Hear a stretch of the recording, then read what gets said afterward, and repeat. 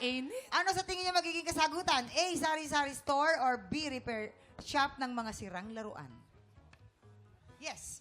Ako tingin ko si Ate Beauty ay sa laruan.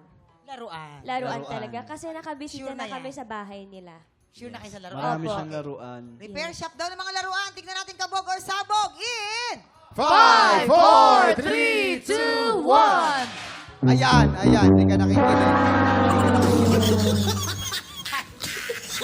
Nag-guess para masabugan. Alam mo, sari-sari store. Tapos tinigilan na daw niya kasi nga inuutang lang daw ng mga yaya nung compound nila yung kanyang paninda. Kaya hininto na lang niya.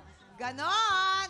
Ay, alright. Palit na kayo? Oo, parang awang-awa na kasi May si Seth palitan eh. po ba? Pwede raw. Yes. Oo.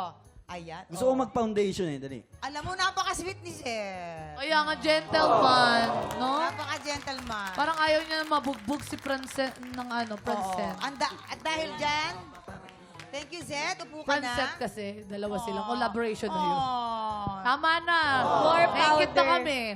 Nainggit na kami. Tigilan nyo na yan, mga ganyan-ganyan. Grabe.